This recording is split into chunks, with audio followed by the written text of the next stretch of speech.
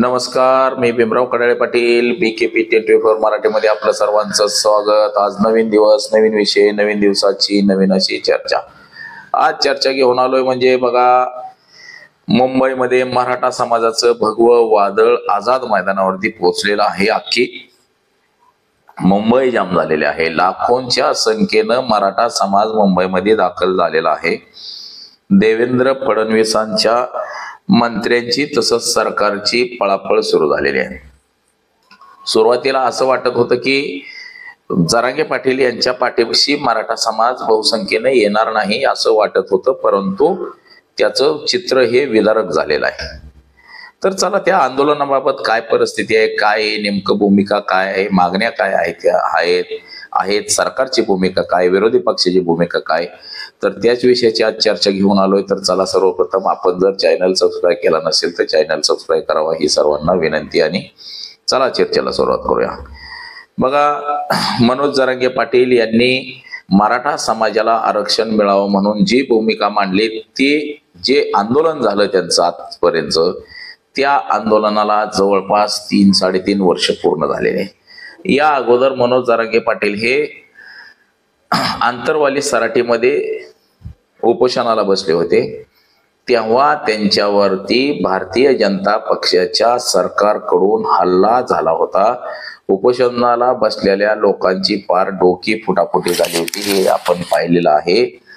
त्यानंतर ते याच दिवशी म्हणजे 29 ऑगस्ट लाच ते पनवेलमध्ये देखील आले होते। या गोष्टीला जवळपास 2 वर्ष आता पूर्ण झालेली आहेत। त्यांच्यावरती हल्ला झाला, बऱ्याच काय गोष्टी घडल्या, मराठा समाजाचे मोठमोठे मोर्चे निघाले।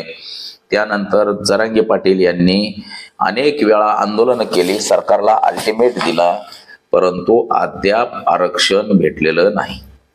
मराठा समाजाला जे 10% SCBCतून जे आरक्षण देऊ केलेलं आहे, हे आरक्षण कोर्टामध्ये टिकत नाही, हे सर्वांना माहीत झालेलं आहे। म्हणजे भारतीय घटनेची जी चौकट आहे 50%ची, 50%चं आरक्षण ओलांडता येणार नाही, 50%ची मर्यादा ओलांडता येणार नाही। तुम्हाला जे काय द्यायचंय ते त्याच्या आतमध्येच तुम्ही द्यायचं, असा चौकटीचा गाभा आहे।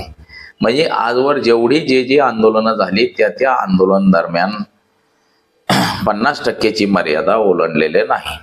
तामिळनाडूचं जे झालेलं आहे, तामिळनाडूमध्ये 76% आरक्षण आहे, परंतु ते कसं दिलं गेलं, काय दिलं गेलं, हे देखील महत्वाचं आहे। त्या काळात इंदिरा साहनी विरुद्ध भारत सरकार असा जो वाद होता, याची केस कशी झाली, काय झाली, हे देखील आता बघणं महत्वाचं आहे। परंतु सध्या मनोज जरांगे पाटील यांनी SCBCच्या आरक्षणाला विरोध केलेला आहे। SCBCतून आम्हाला आरक्षणच नको आहे, ते कोर्टामध्ये टिकत नाही, हे त्यांनी सांगितलेलं आहे। मनोज जरांगे पाटील यांचं म्हणणं आहे की आम्हाला OBCतून आरक्षण हवं आहे।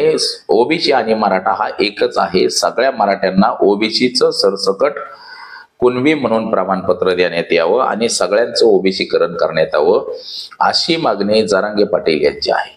27 तारखेपासून आंतरवाली सराटीमध्ये आंदोलनाची घोषणा केली। या आंदोलनाला किती लोक येतील हा सरकारचा एक गेज होता। सरकारला असं वाटत होतं की या आंदोलनाला जेमतेम हजारोंच्या संख्येने लोक येतील, 10,000 20,000। जरांगे पाटील यांच्याकडे आता लोक राहिली नाहीत असं मराठा समाजाचे जे पुढारी आहेत, म्हणजे आमदार खासदार, यांना वाटत होतं, परंतु असं काहीही झालेलं नाही। या उलट आजवरच्या सगळ्यात मोठं आंदोलन हे जरांगे पाटील यांचं आहे आणि सगळ्यात मोठ्या प्रमाणामध्ये लोक जरांगे पाटील यांच्या पाठीशी उभे राहिलेले आहेत। आणि सगळ्यांनी आंतरवाली सराटी ते मुंबई असं अंतर कापून आज ते मुंबईमध्ये दाखल झालेले आहेत, मुंबईच्या आझाद मैदानात दाखल झालेले आहेत। महाराष्ट्र सरकारचे जे प्रवक्ते म्हणायचे किंवा भांडवल म्हणायचं, पिल्लू म्हणायचे, ते गुणरत्न सदावर्ते आहेत, यांनी हायकोर्टामध्ये याचिका दाखल केली की एवढी जर लोक मुंबईमध्ये आली तर मुंबईचं जनजीवन विस्कळीत होईल, मुंबईमध्ये बिघाड होईल, तर हे मराठा समाजाचं आंदोलन मुंबईमध्ये येऊ नये, त्यांना मुंबईच्या बाहेरच परवानगी द्यावी, असं याचिका दाखल केली होती। कोर्टाने देखील ते सांगितलं की त्यांना मुंबईच्या बाहेर आंदोलन करण्यासाठी जागा देण्यात यावी, परंतु मनोज जरांगे पाटील हे आझाद मैदानावर जाण्यावरच ठाम होते. त्यांनी आझाद मैदानच हे केलं. त्यानंतर सरकारने त्यांना 5,000 लोकांना परमिशन दिली किंवा 5,000 लोकांनीच आंदोलन स्थळी म्हणजेच आझाद मैदानावरती उपस्थित राहावे अशी परवानगी दिली. परंतु आदल्या 2 दिवस अगोदरच ते 5,000च्या जास्त लोक हे त्या आंदोलन स्थळी दाखल झाली आणि आज जेव्हा तिथं लोक आली तेव्हा मात्र लाखोंच्या संख्येनं आंदोलनकर्ते हे या ठिकाणी मुंबईमध्ये पोचलेले आहेत.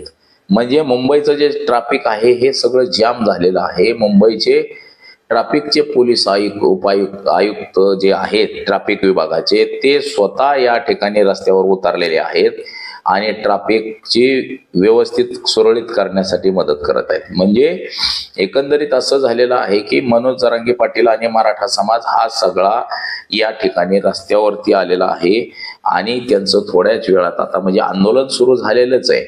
उपोषण देखील मनोज जरांगे पाटील यांचं सुरू झालेलं आहे. आता लाखोंच्या संख्येने या ठिकाणी लोक जमा झालेले आहेत. आणि दुसरी गोष्ट अशी की सरकारकडून आता वारंवार सांगण्यात येते की आमचं शिष्टमंडळ मनोज जरांगे पाटील यांना भेटल आणि त्या आंदोलनावरती चर्चा काढेल. परंतु मनोज जरांगे पाटील यांची ही भूमिका आहे की जोपर्यंत आम्ही ओबीसी करण्याचा जी.आर आम्हाला भेटत नाही तोपर्यंत इथून आम्ही हलणार नाही.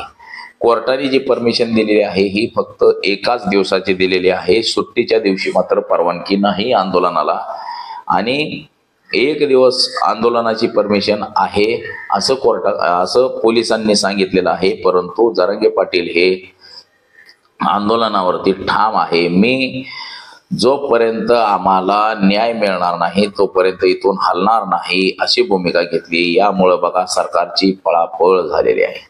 आता त्यातच सरकारचे जे भांडवल मंत्री आहेत यांनी जरांगे पाटील यांच्या विरोधात बॅनरबाजी केलेली आहे. आपण पाहिलं की छत्रपती शिवाजी महाराजांची जरी सत्ता होती तरी देखील काही मराठी त्यांच्या विरोधात होते. तसंच आता देखील काही मराठी हे सत्तेसाठी लाचार होऊन देवेंद्र फडणवीसांचं पाठराखण करतायत. म्हणजे आरक्षण देणं हे जो ठराव करणं आहे तो देवेंद्र फडणवीसांच्याच हातात आहे. राज्य सरकारने जर ठराव केला की यांना ओबीसी मध्ये टाका आणि तो केंद्राकडे पाठवला, केंद्राने मंजूर केला तर मात्र हे सगळ्यांचं ओबीसीकरण होऊ शकतं असं एकंदरीत आपल्याला दिसते.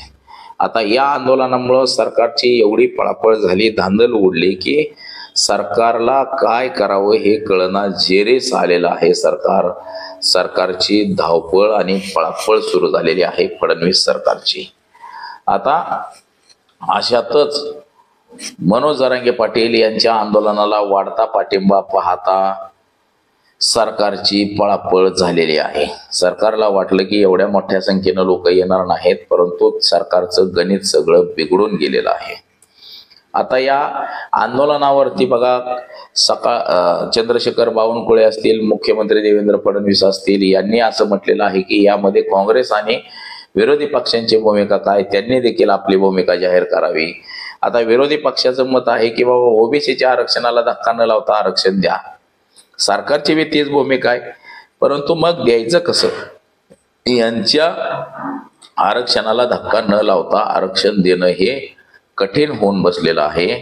आरक्षण देणं हे काम केंद्र सरकारचं आहे, परंतु राज्यामध्ये राज्य सरकारच्या विरोधात हे लोक सगळे उपोषणाला बसल्यानं राज्य सरकारची मोठी दमछाक झालेली आपल्याला दिसून येत आहे. आता त्याच्यामध्ये हरिभाऊ राठोड यांचा मार्ग वेगळा. हरिभाऊ राठोड यांनी आरक्षण कसं द्यायचं हे देखील सांगितलेलं आहे, परंतु ते काही प्रमाणामध्ये आरक्षण टिकल किंवा नाही टिकल हा देखील महत्वाचा मुद्दा निर्माण झालेला आहे. परंतु आज एवढंच की जरांगे पाटील यांच्या आंदोलनामुळे देवेंद्र फडणवीस सरकारला कुठंतरी घाम फुटलाय हे मात्र नक्की. म्हणजे आणि त्यातच आता देवेंद्र फडणवीस यांच्या बाजूने प्रसाद लाड असतील किंवा इतर कोणी भाजपचे नेते असतील, नितेश राणे सारखे, निलेश राणे, नारायण राणे यांनी मात्र जरांगे पाटील यांच्या विरोधात भूमिका घेतलेली आहे. तसंच भाजपचे प्रवक्ता आहेत चव्हाण म्हणून, त्यांनी देखील आरक्षणाच्या विरोधात भूमिका घेतलेली आहे. काल परवा तर आपण पाहिलं नितेश राणे यांनी जरांगे पाटील यांच्यावरती झरी टीका केली, तर प्रसाद लाड वगैरे हे जे आहेत यांनी मात्र देवेंद्र फडणवीस यांच्या विरोधात जर जरांगेने भूमिका घेतली तर आम्ही देखील त्याच्या विरोधात भूमिका घेईल, अरेतुरीची भाषा करेल, अशी भूमिका या लोकांनी ठेवलेली आपल्याला दिसलेलं आहे. म्हणजे एकंदरीत एखादं काम करत असताना काही समाजाचीच भांडगुळ लोक हे विरोधात असतात आणि ती विरोधकाला जाऊन मदत करतात. हे देखील अशाच गोष्टी यातून आपल्याला पुढं येताना दिसत आहेत. तर आज एवढंच. कॅमेरामन अनिकेत सह मी भीमराव पाडळे पाटील, BKP 24 मराठी, इंदापूर, पुणे.